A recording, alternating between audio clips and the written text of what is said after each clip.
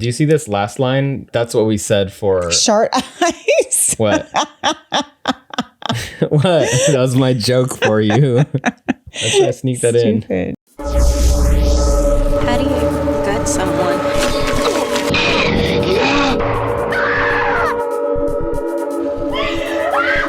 Always trust my gut.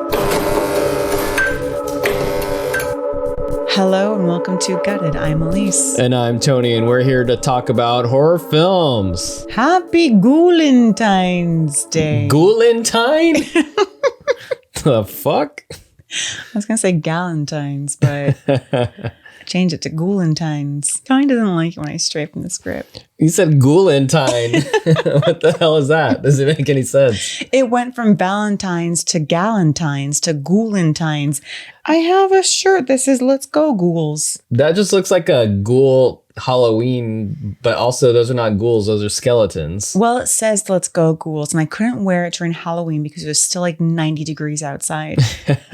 Now that we're in Feb, I can wear it because it's actually kind of cold. Happy Valentine's Day or Galentine's Day. Galentine's Day. Today's episode is a post-gut horror movie review. And if you can't tell by our glasses, you'll find out what we're talking about soon. And if you can't see our glasses, you're probably listening. And you don't know at all. Exactly. We are wearing heart-shaped glasses that I got on clearance at Michael's. They were half off. Aleece has a Let's Go Ghouls sweater on. Yeah, I'm just wearing normal attire. Yeah. Actually, no, that's not true. I have my Home Ghouls shirt on. You also have a Galentine's. Oh, yeah, so it is Galentine. It's Galentine. We did not coordinate this. I actually forgot because I was wearing another t-shirt and I just changed it. We're both very into Galentine's. And as Aleece said, this is going to be a post-gut horror movie review. Aleece, remind us how a post-gut episode works. I think the last one we did was for The Strangers, Chapter 1. It was. And then we did not do them for a long time after that. The only reason when we did one for A Strangers, Chapter 1 is because I got something horribly wrong in the pre-gut and I had to correct myself. Yeah. But this one we're doing because we just watched this movie today and it's fresh guts in our mind. Basically, we'll be looking back at one of the trailers that we reviewed for our February pre-gut episode in which we predicted and spilled our guts about trailers for movies that had not yet come out. And we'll be discussing if our predictions for one of those movies were dead on or horribly off. Today, we're going to be talking about the movie that has recently been released just in time for Valentine's Day or Galentine's Day. Heart Eyes.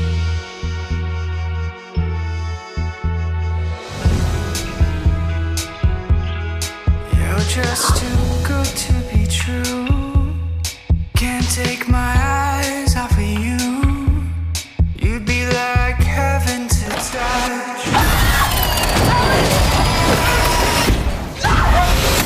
We will start with some spoil-free reactions, followed by a semi-spoilery synopsis, followed by a review of our predictions, and conclude with our award ceremony. The coveted Golden Guts award ceremony. What will get that for Heart Eyes? Nobody knows. I have a big announcement, Aleece. What? We finally got some merch. We did! It wasn't the exact merch that we had hoped for. First, we said we would maybe want some Valentine's Day cards, but then we asked for something else. I can't remember what it was. We always do that. We always have our gut reaction and then we backtrack. So initially, I think we were like, oh yeah, Valentine's Day cards. That makes sense. And then we're like, no, that's too obvious. We already got some for a companion. So let's get a sucker and some candy hearts instead. Oh yeah, that's right. We wanted candy hearts, but you know, because we got the Valentine's Day cards when we went to the theater, we were just thrilled and pleased that they were passing these out. We thought, how perfect. We have to go to the store and get some Brock's tiny conversation hearts. And don't get me started on my disgruntlement with these Brock's hearts. Okay, I had said I wanted Brock's hearts because they have the nice minty flavors like wintergreen and spearmint and licorice. Guess what they have now? They do have wintergreen and the coveted banana, but they also have grape. Cherry. Hold on, the coveted banana. Yeah. You never mentioned anything about banana. Last time I did, I said it has wintergreen, spearmint, and banana. Oh, okay. I think I just heard the mint part. I love all the minty flavors, but I also like that they throw in a weird banana. Like, why? I don't know, but I liked it. And they changed it. For some reason, they kept wintergreen. They kept banana, but no spearmint. Now it's lemon lime. If I wanted lemon lime, I would get a Skittle.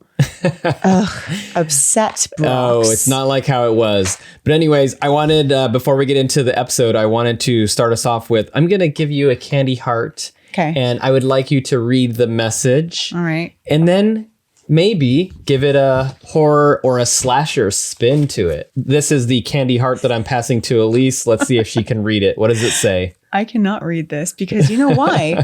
I have red tinted sunglasses on and I think the writing might be in red. Oh my gosh. Wow, you can't see it. It's invisible. What does it say? Wow, it's a secret message. It Secret says message. real love. It says real love. I knew I was going to give you a good one. This is your horror spin. Yeah. Real love is dead. Yeah. Wow, that's so emo of you. I know. Well, I mean, it fit the best with my heart eyes card for you. Oh, so was your strategy to combine the Yeah. candy heart with a Valentine's card? Yeah, real love is dead. I like that you incorporated it into the merch that we got. Thank so you. it's an extra bonus. Okay, My my turn. turn. Potato is here for those of you listening. Today I had a hard day. Should I go to the doctor today? My heart says, I don't know what color this is. Is this banana? It's yellow. Oh my It gosh. says smile. And I'm going to give it the horror spin and say smile too. Yeah, smile too. You're dead. Smile, you're dead. Actually, that's probably better. Mine was just like the movie Smile too, Yeah, smile too. which was great, but I'm going to try this banana. Oh, I wanted that one. Damn it. Yeah, These- just as chewy as I remember. They're not as chewy as I remember. Stay safe, stay single. What would you with give hard me? eyes. I'm not going to give you one. Here you go. This is yours. Mine says stay single. No, mark yourself as single. I'm guessing that means that I'm single now. I broke up with you on Valentine's Day. That's all right. That happens on Valentine's Day every year. Happens on Valentine's Day. Yeah, I'm going to give you this one that says stay safe, stay single because you. it is the coolest one. It has heart eyes and inside of a heart. Let's talk about not Valentine's Day. Let's talk about heart Valentine's Day? eyes. Oh, hard eyes. Let's talk about heart eyes. We just got out of the theater a little earlier today. At the time of filming this is opening weekend, so we're pretty excited to see it. Saturday of opening weekend. Yes. Without spoiling, I enjoyed myself. I would say the theater was not as full as I was hoping or expecting, but I still had a good time. I always run into this situation where when the theater's not as full as I want it to be, I feel self-conscious laughing too loud. And I was chuckling quite a bit because the script was funny and nobody else was laughing. I don't understand. No one laughs at things that I think are funny. Well, I'm sure Josh Rubin was laughing his I ass hope off. he was because I appreciated the humor. I liked the script. I liked the directing. I liked how silly and almost slapsticky it was at times. Yeah, I think when we watched the trailer of this, we both thought like, okay, this is going to be cute and cheeky. And we were 100% right. It is exactly that. It is a true Hor-rom-com. It is, yeah. And it's such a nod to all of the rom-coms, not just Hor-rom-coms out there. And zero nods to My Bloody Valentine, which Yeah. I thought if you're making a Valentine's Day slasher, you have to at least have some sort of nod to the one that is like the most popular, but I'm wrong. That's okay. They could have made nods to Valentine. That would have made sense. They made more nods to like Love Actually than they did to They any sort of did. horror movie. Which, quick shout out to Manic Movie Monday. I got to speak with Aaron from Manic Movie Monday today about the movie Valentine. Very nice. So it would have been nice if they had a shout out to the movie Valentine in this movie. I would have been like, wow, I have to tell Aaron, but they didn't. So I would have been in on that conversation, but sadly I had to take Potato to the vet. She's been feeling a little ill. she puked a lot. Aleece and Aaron from Manic Movie Monday chopping it up about Valentine's. Yeah, so check that out when she releases it. But that's a good horror, not horror-com, just a good horror Valentine's movie. Aleece, do you want to give us the brief synopsis? This is the warning for the spoiler part. We open with a dream wedding proposal, a sweet little picnic setup, a picturesque winery vineyard as the backdrop, a secret photographer to capture the spontaneous reactions, and a not so spontaneous proposal take two, since it wasn't quite insta-worthy the first time around. But this dream proposal quickly turns into a nightmare as our photographer and would-be groom are skewered and shot. Our runaway bride is swept up into a cat and mouse chase that sends her to the winery silo. She seeks refuge in a grape pulverizer, and we see her fate coming a mile away. Our opening ingenue is smashed into a bloody red blend. A new sequence teaches us that the Heart Eyes Killer, or HEK for short, has wreaked havoc on couples on Valentine's Day in several cities over the last few years, landing him or her in Seattle this February 14th. Although our protagonist, Allie McCabe, played by Olivia Holt, lives in Seattle, she could care less about HEK since she is very single and about to be fired and canceled due to a failed ad campaign. Not even an awkward meet cute with a handsome stranger in a coffee shop who orders the same oddly specific coffee order can shake her from her gloom. She rushes to work to await her fate when in comes our handsome coffee shop stranger. Jay Simmons, played by Mason Gooding, is our half-glass full freelancer, here to revive Allie's dying ad campaign. And what better way than to take Allie out on an unprofessional candlelit dinner with champagne, an ill-timed kiss to make Allie's ex-boyfriend jealous, and a complicated rendezvous back at Allie's place. A Hor-rom-com of errors that would confuse any couple-slaughtering psycho.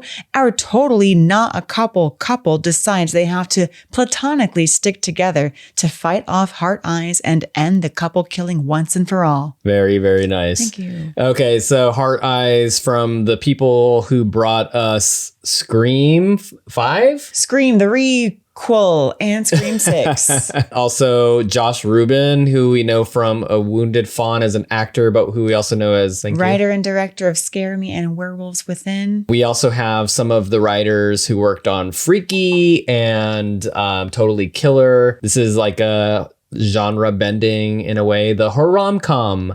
I feel as if Josh Rubin has been listening to our podcast because we always talk about Hor-rom-coms. We do. Thank you, Josh. Thank you for heeding our desires and advice. You did well. We appreciated this one. Who do we have in Heart Eyes? We have Olivia Holt, who plays Allie McCabe, our main protagonist.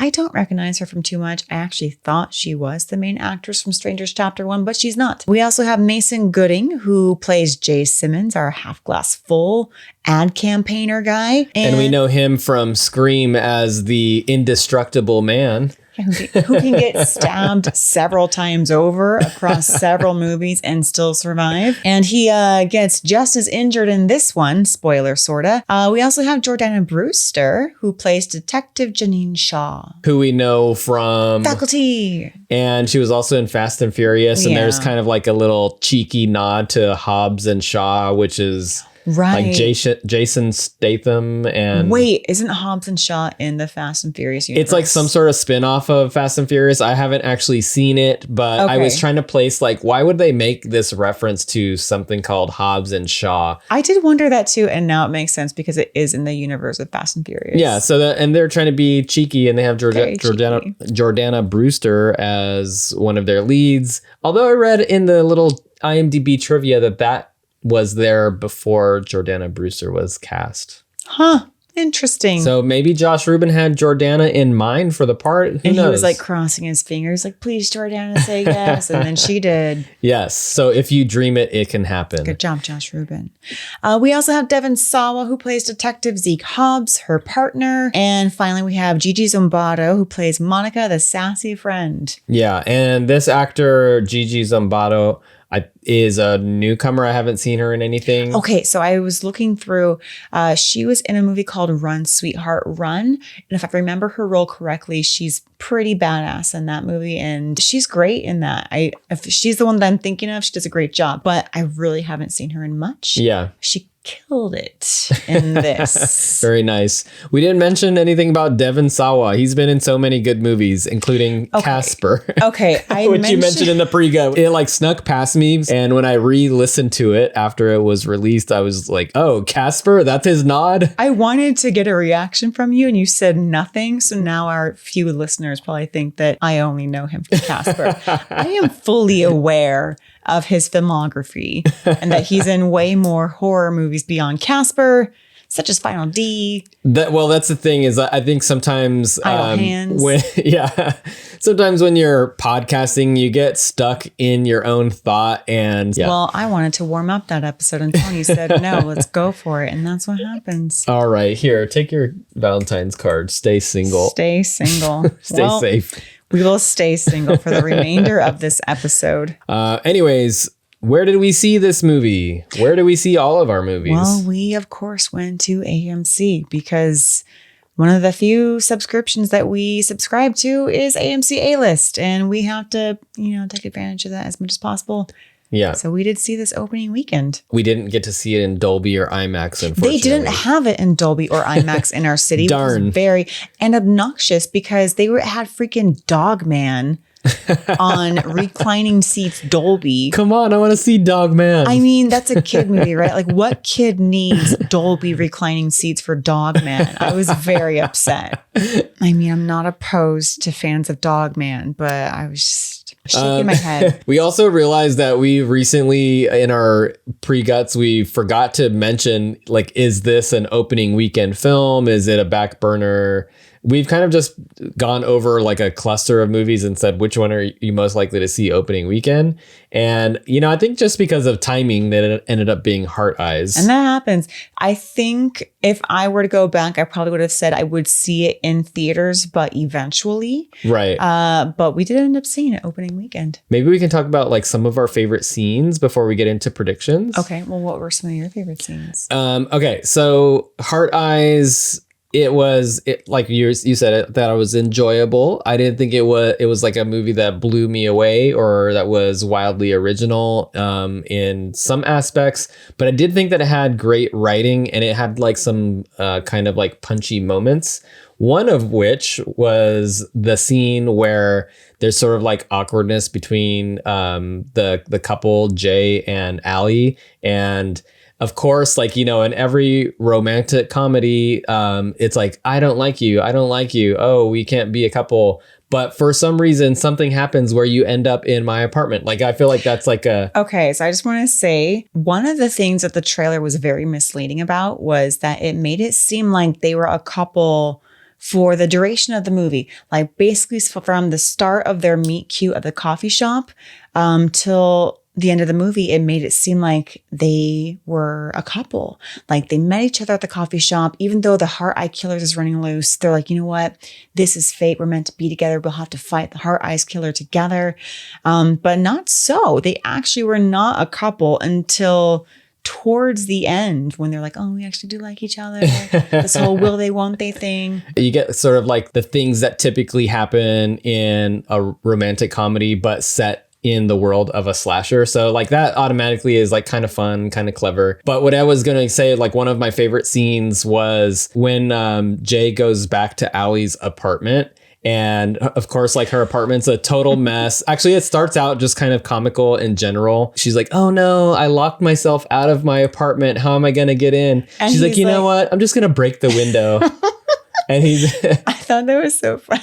Like, you're just going to break the window. She's like, yeah, my landlord likes me.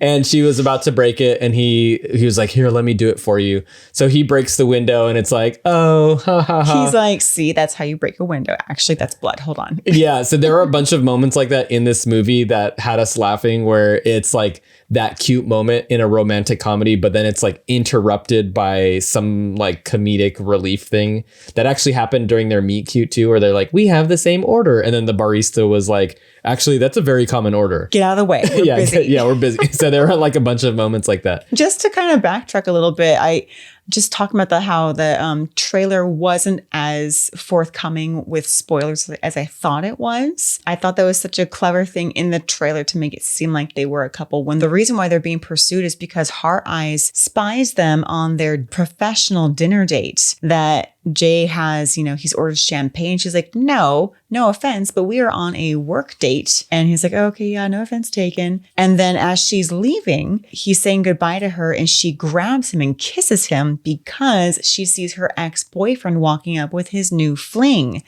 And of course, who's watching the whole time? Heart Eyes. And Heart Eyes is thinking, oh, well, that's obviously a couple because they're making out and they just had champagne at dinner and now they're going to go back to her place in the cab. And so it's this whole comedy of errors on why Heart Eyes thinks that they're a couple, even though they are not. He ends up at her place because he broke her window and started bleeding profusely from his hand.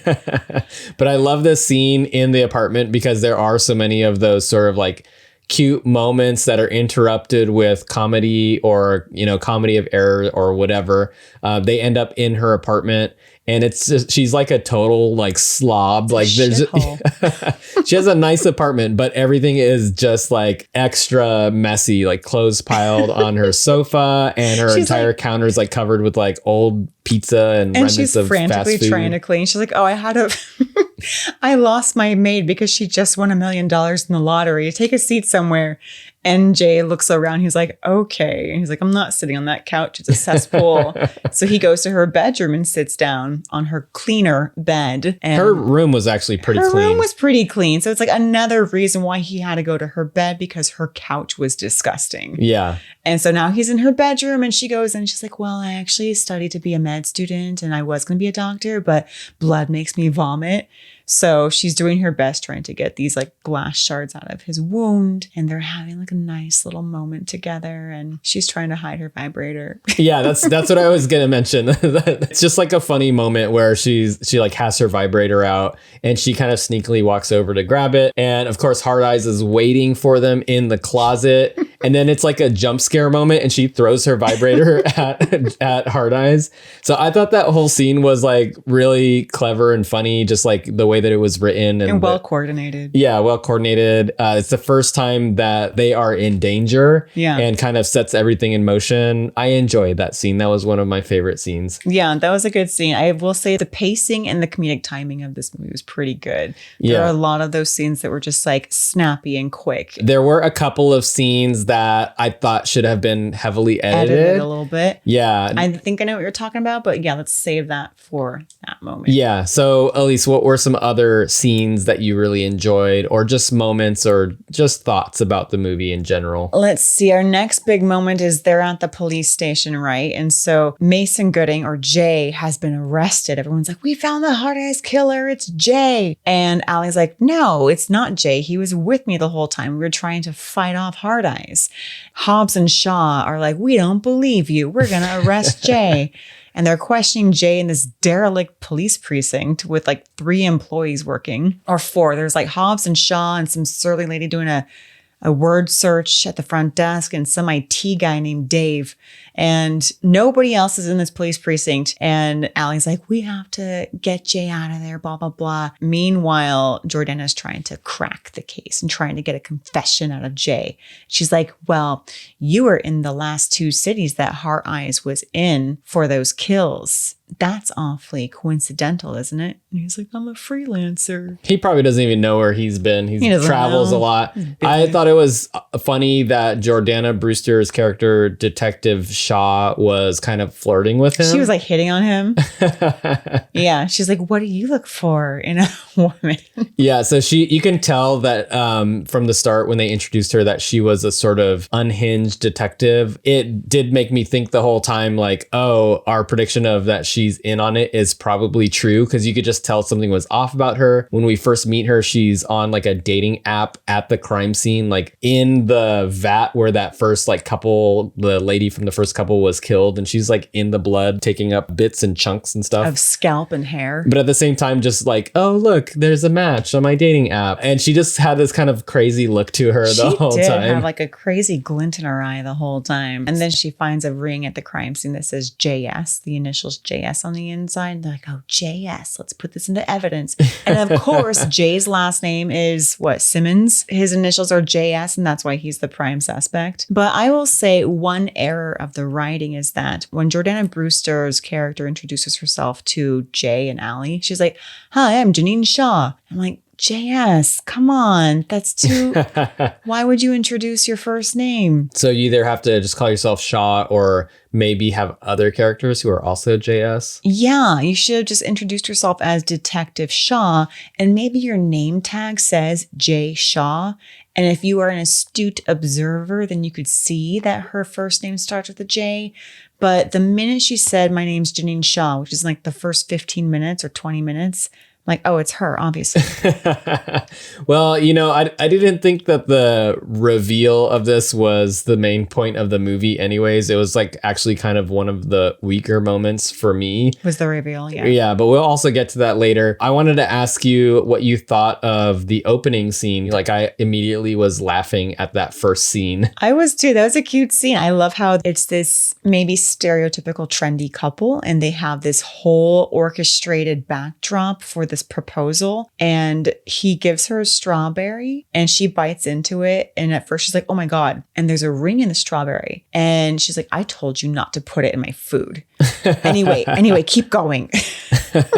So this spontaneous proposal becomes more and more not spontaneous, and he proposes to her and she's like, oh my god, yes. And he gets a phone call and it's like, Genuine's pony is his ringtone.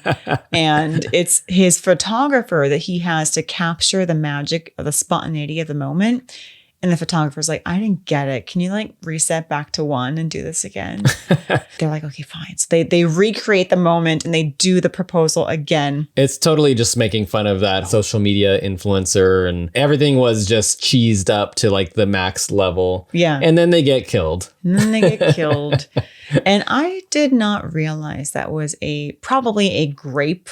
I don't know what it's called. Grape squisher? Grape pulverizer? Some sort of device that makes wine where you put the grapes in there and it like smashes it into pulp for wine. From the trailer, I thought she was like in a wind turbine, but she's in this like. How would you know though? I don't know. I don't even know what she was actually in, but she was popped like a grape, and that was kind of gross. Yeah, and it's like one of the, well, it wasn't the first kill, it was like the third kill, but they actually like show the head pop.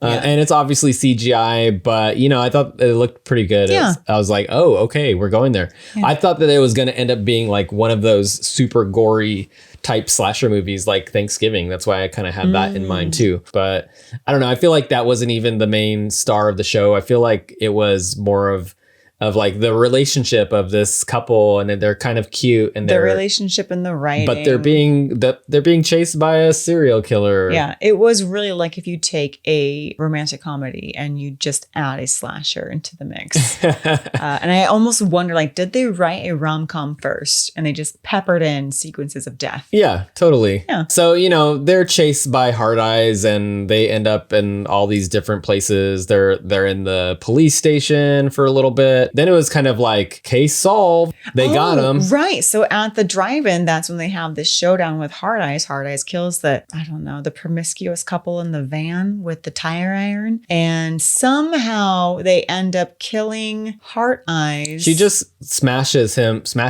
Heart Eyes over the head with something that she found. Bucket? He starts bleeding from the head and then he's essentially dead. When I'm watching this, I'm also thinking like, all right, that just means there's multiple killers. Yeah. Did you at any point ever think that Mason Gooding, that Jay was still a part of it, like in a sort of Scream way, in a Billy Loomis type of way? I will say at the very beginning of the movie, I did think that Jay was just too more than full kind of a guy. Yeah. And he tells the story at the drive-in where he's like, my parents were just fighting all the time and they were a terrible couple. And that's why I just never wanted to be like that. I want to always look for my soulmate. and all that stuff. And she's like, well, my parents were the opposite. They were the dream couple and no one could ever live up to that. So I just don't believe in love because it doesn't exist, only for my parents. So it's like they both had skewed logic in their reasons for thinking how they thought on love. But I think during that moment, that's when I was like, okay, I don't think he's the killer. But I did for a while go back and forth thinking like he could be a killer, which is very disappointing. Yeah. So yeah, you're kind of thinking in the back of your head, like, okay, it's probably a multiple killer situation. At one point, I thought to myself, like, Jordana Brewster is obviously she seemed very killery, yeah. And I thought that maybe it was like people who were on her dating app who she had convinced to kill for her or something like that. And I thought like, ooh, that could be really interesting. Didn't end up being that. So I did like when they were back at the drive-in and they kill Heart Eyes at the drive-in and they take off the mask and they're like, oh. They're like, who's that? I don't know. No clue. Okay, some average dude. Yeah. Like, okay, we killed Heart Eyes, but obviously not because we know we still have more movie time left. And well, then they just kind of go home. She goes home and takes a shower. Right, because he's like, I have to go fly out for my best friend's wedding. Yeah, he wanted her to go back to his hotel. And she's like, I'm good. She's like, I'm just going to go home. And he's like, well, I have to go fly out to my best friend's wedding. He said this a couple times. I'm just like, they're just quoting movie titles. They're not even quoting movies. They're quoting titles. And he's like, my best friend's wedding is tomorrow to fly out to it. Come with me to my hotel. And she's like, no, I'm going to go to my ransacked apartment. And so she goes home and she eats like a pint of Ben and Jerry's and watches His Girl Friday again. And she's crying and her friend Monica calls her and she's like, I fucked up. I let him go. And Monica, who is like in her limo on the way to go see her sugar daddy, is like, this is one of the 10 things that I hate about you. You need to go fly out to him before he flies out to his best friend's wedding with a bunch of bridesmaids. And she says like 10 different rom-com titles in one sentence. And they left one out, though, a very important one. And I'm not talking about You Got Mail, which I was talking about in the theater when we were watching it. Sleepless in Seattle. Yeah, it takes place in Seattle. They never mention really anything about. Yeah, maybe they weren't allowed. Oh, okay. Maybe the makers of Sleepless in Seattle were like, no, too far. You get a city and that's it. I kept thinking that You Got Mail took place in Seattle. Apparently, I'm wrong on that. I think it takes place in New York. I thought they all just take place in Seattle. Yeah, it's all Seattle. I could mention Singles. Singles was in Seattle. Anyway. That's a deep cut. Deep cut. And it's not really a rom-com. It's more like a jaded, dejected, apathetic com. Yeah, I don't know what you're into. I like those. But anyways, like the whole thing about like, go get him, he's about to get on a plane. That's also like something that you commonly see in rom-coms. Like she drives to the airport and she's about to go chase him down. She finds some guy that looks like the back of him and hugs him. Right. So she's at the airport. She gets the call that Detective Shaw has Jay. They're at St. Valentine's Church. They're wanting to play their sick and twisted games, and we get our killer reveal. It's not only the random guy that died and Jordana Brewster, but also Dave, the Which IT was guy. Pretty funny, actually, because he's like, you don't remember me? He takes off his mask. He's like, it's me, Dave. And there's like this pause. Like, who are you? He's like, it's me, Dave. I'm the IT guy from the police station. I asked you out and you said no. Anyway.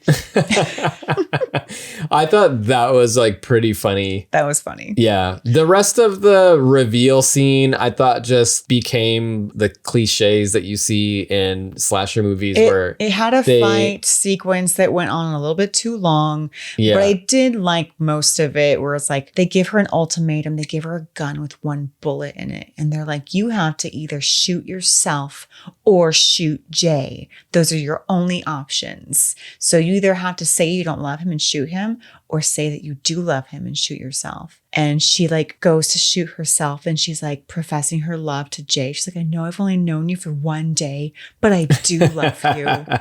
And I'm going to kill myself. And at the last second, she points the gun towards Jay and shoots him in the shoulder on purpose because it went through his shoulder and shot Jordana Brewster in the stomach. And how'd she know the bullet was going to go through his shoulder? She did and say through her stomach. He was like, you shot me. She's like, I overcorrected. because at the police station, she was shooting wildly and had poor aim.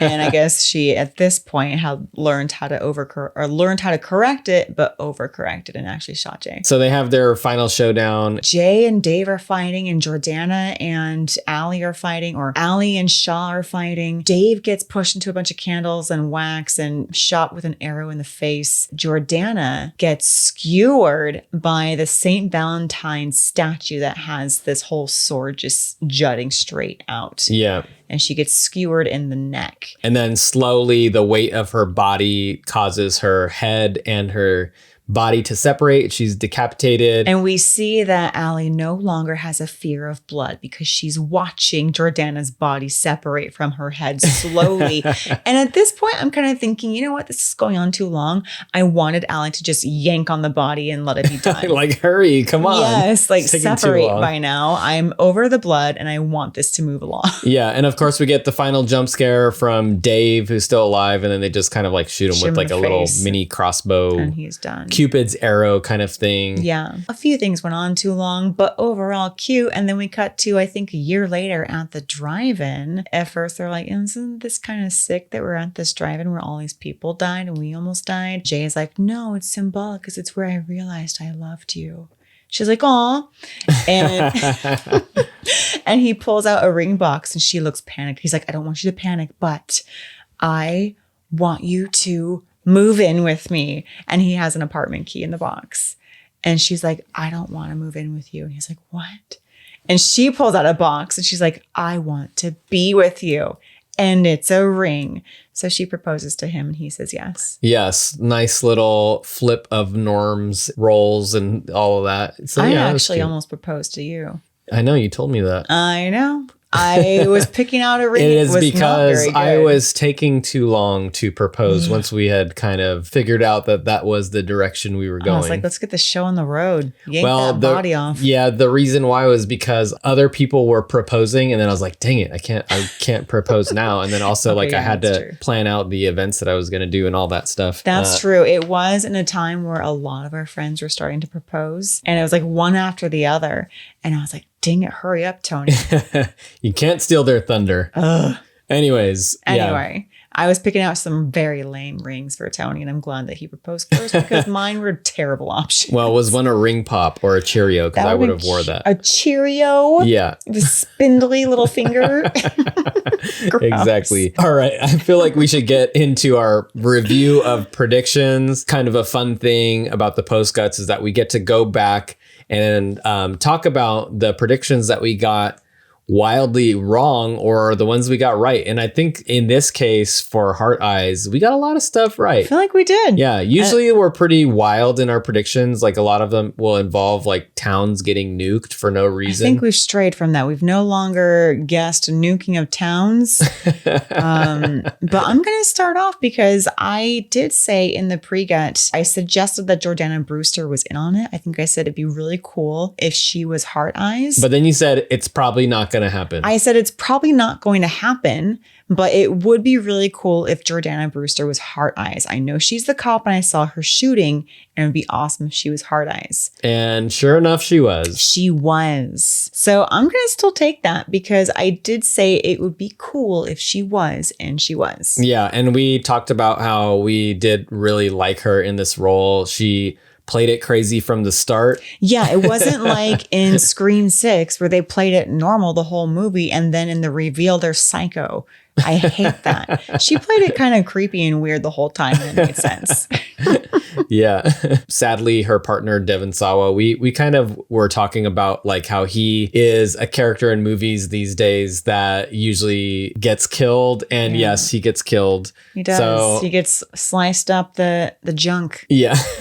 Yeah. Although it wasn't the kill that we thought it was from the trailer, I had thought that somebody who looked like Devon Sawa was stabbed in the eyeball. Yeah. But That was from the opening set piece where the photographer gets stabbed through his camera and in the eyeball. Yeah, so that's something we got wrong. Another thing that we got right, I think we guessed that the killer was not a jilted lover, or it'd be nice if it wasn't a jilted lover, someone who hates love. Yeah. There's somebody that loves love. And Well, in a yeah. way, Well, that's the thing is like, I was like, okay, this is Aleece's wild card prediction, someone who loves love.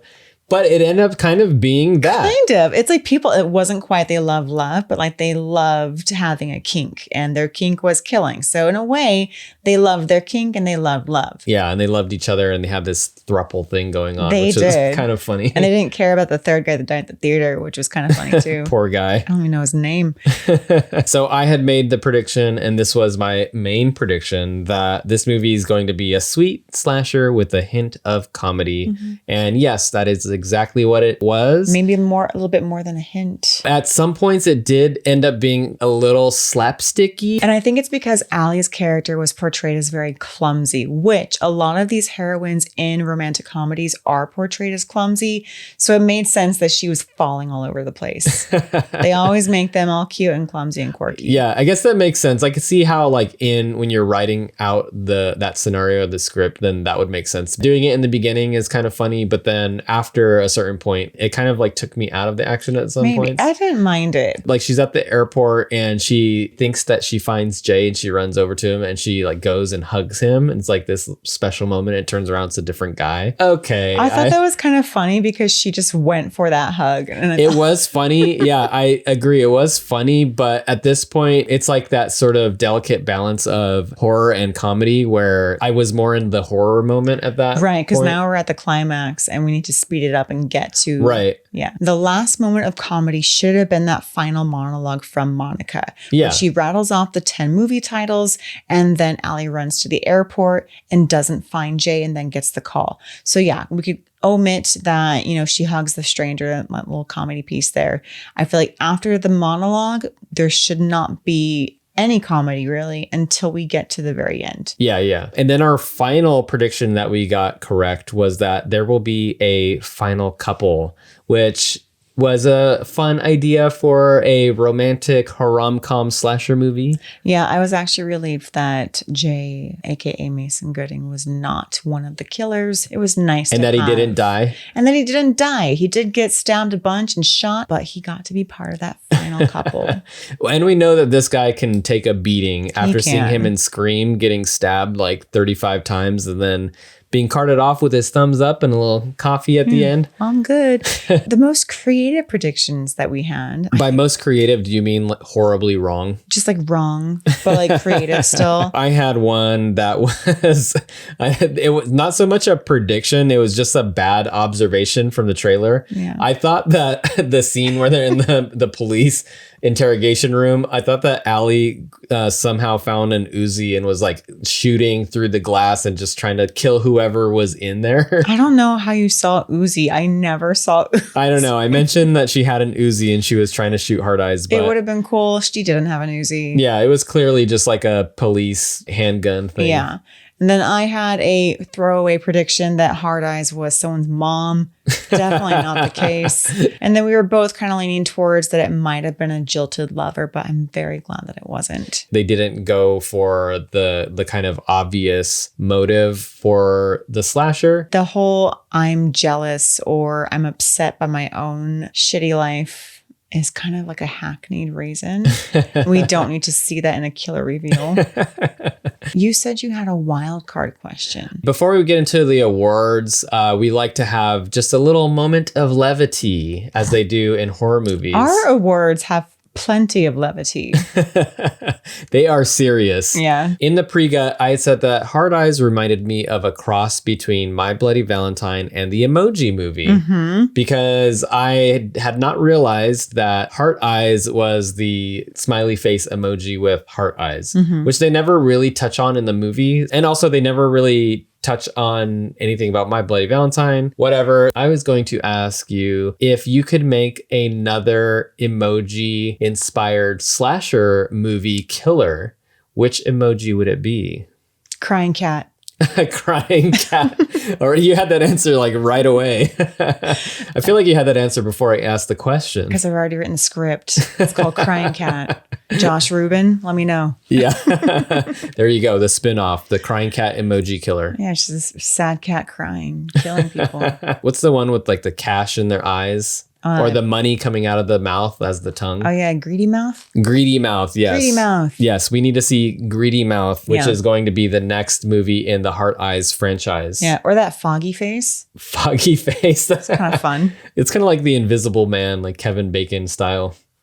But it's like Foggy Face. It's like you can see the eyes, you just can't see the rest of the face. Yeah. See, the possibilities are endless. Endless. Yeah. Crying Cat, Foggy Face, and Money Mouth. Yeah. They might as well just do the Emoji Movie, but as a slasher movie. Yeah. And I should also mention I've never seen the Emoji Movie. We haven't. So, Maybe I shouldn't comment on it. yeah, it could be cinema gold that we are besmirching. Yeah. All right. Should we get into our awards? Yes, it is time for the coveted Golden Gut Awards. I wish we had a little sound blip that we could play that was like the Oscars or something, where it's like, Meow, meow, meow, meow, meow, meow. yeah. Well, I guess we can cheers to it. Cheers. Cheers. Wine break. For our awards, we are going to start off with the Axe. That is the award for one element or character, death scene, anything that you would like to axe from the movie. Okay, I have like a tiny hatchet for Jordana Brewster's character saying her full name. Like, I'm Janine Shaw.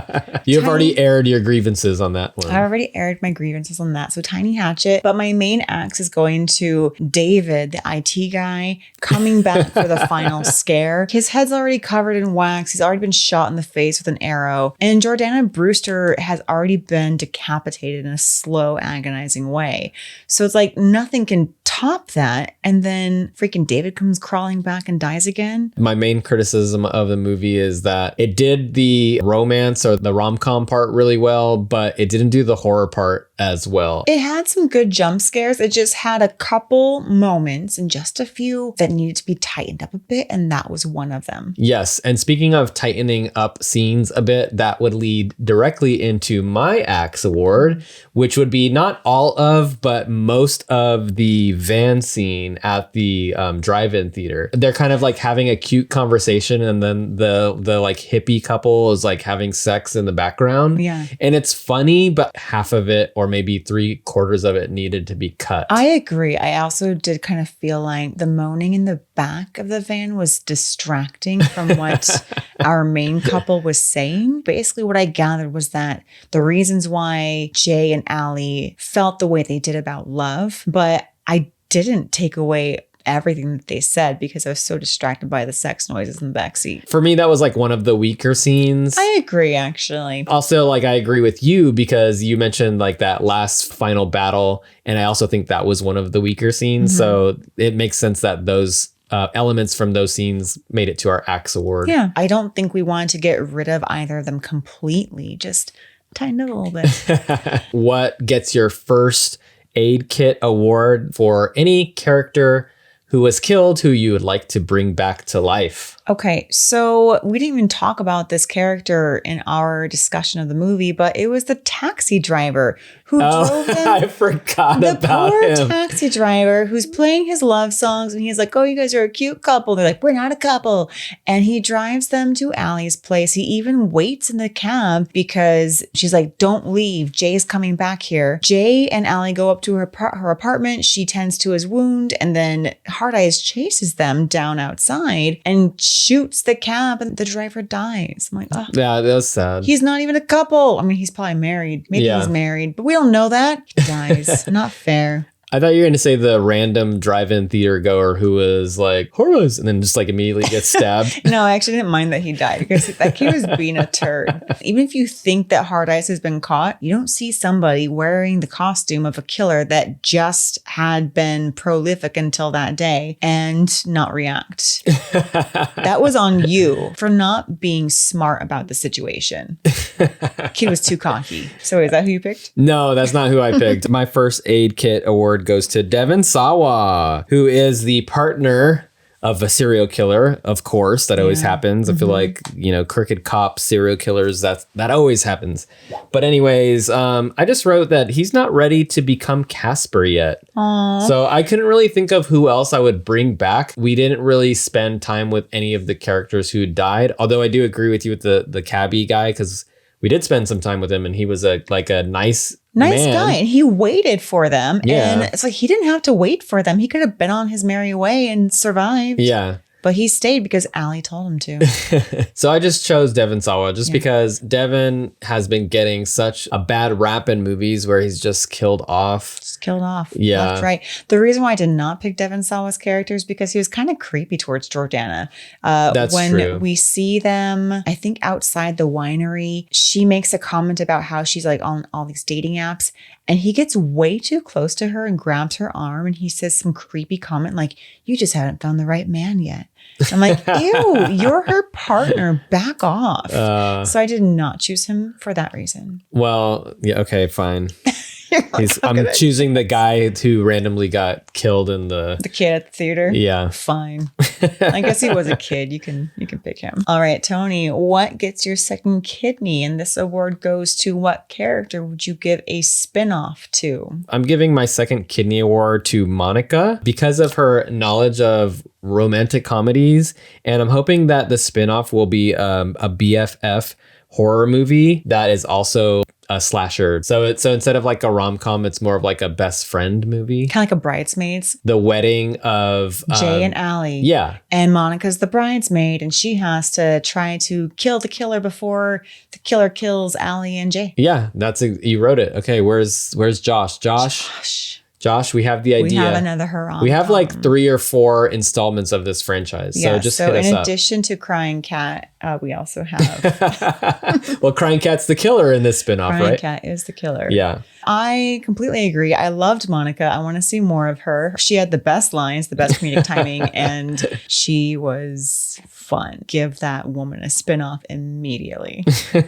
Next, one of the fan favorite awards to all of our fans out there. It is the Best Intestine Award. Of course, this is a show called Gutted. You have to have the best kill. Yep. Well, my best intestines go to Jordana Brewster. There weren't a ton of kills that I was like, ooh. I mean, I guess the girl that got popped in the wine grapery, that was kind of cool, but I liked Jordana Brewster's death. I just wanted Allie to tug on her body to accelerate the process. It just took a little too long. Too long. It was cool that she was decapitated in the way that St. Valentine was, and she got her perfect little full circle moment. I gave my Best Intestine Award to the Van couple, but then I wrote a little note to myself that said, too bad it was spoiled in the trailer. I know. I think that does have an impact on whether or not I give it an award, because if I already saw it in the trailer, I'm thinking like, that's old hat. I don't want to give that an award, but you're right. It's kind of a classic move now to do this sort of like double kill of a couple having sex. Like we've seen that in Friday the 13th. Even though it was in the trailer, I thought that it was one of the more entertaining kills of the movie. So that gets my Best Intestine Award. That's a good one. Yeah.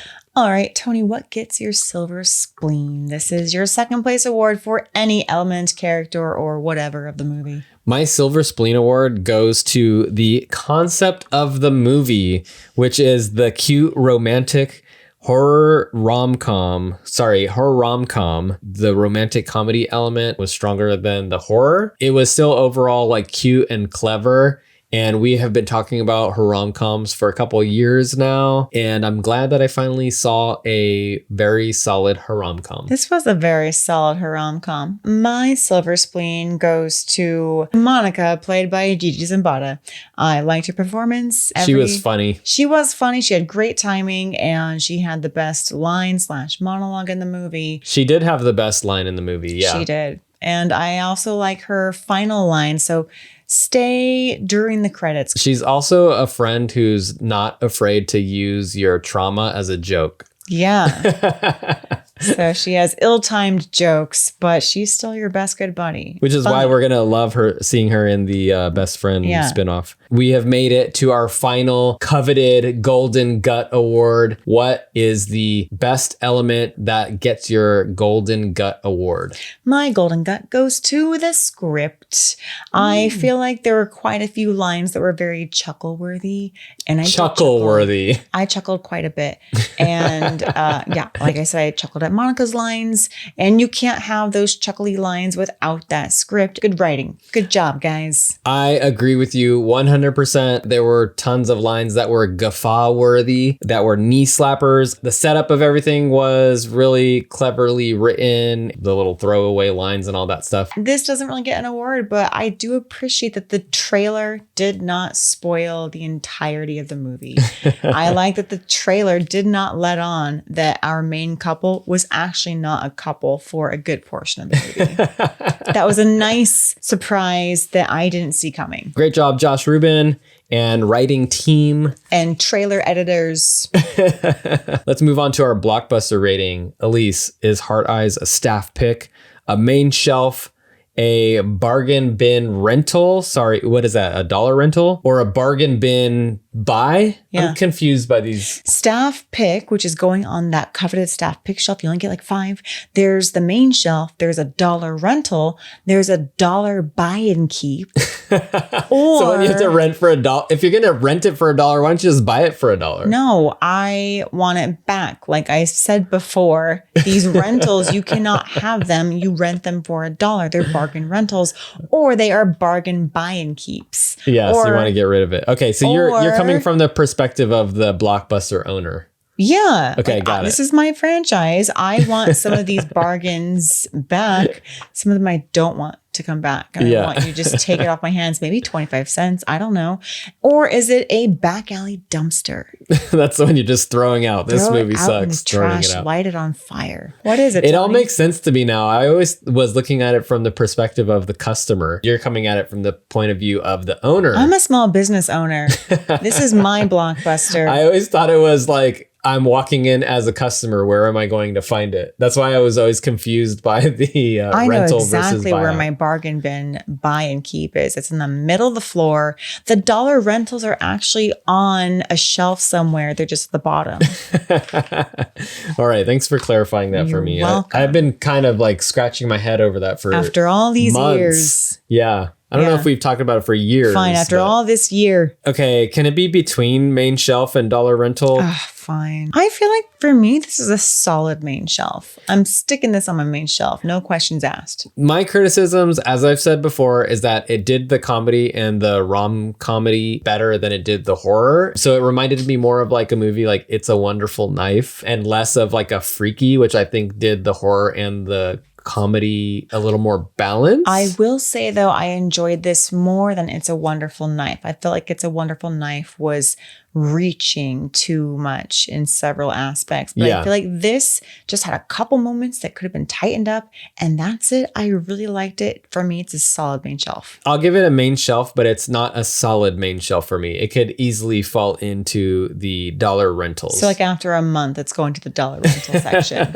All right. But if I give it a main shelf in the rom-com section, then I'll put it there. So Okay. that's kind of where I want it because it was cute. I did enjoy it despite my criticisms. And then our Letterboxd rating. I'm just going to say it is getting a 3.5. And maybe eventually, if I watch it again and really like it, it might go up to a 4. But for now, it's a 3.5. I was going to give it like a 3.25, but I'll bump that up to 3.5. Thank you. Because there is no There's 3.25. no, it's too wishy-washy. Too wishy-washy. Just commit to your 0.5. I'll give it a 3.5. It was Yeah. a solid movie. I thought so too. For February of 2025, I will say that it added some much needed levity of this year. Aleece, were there any lessons learned from this movie? Maybe like clean your apartment just a little bit, just on the off chance that somebody breaks their hand and has to use a first aid kit. I mean, that couch Also, when you're trying on dresses for your date, if you end up spending 4 hours trying on like 13. Okay, actually, I love that scene because I think they had like some throwbacks to like Romeo and Michelle's high school reunion outfits. They had like I think a Pretty Woman outfit.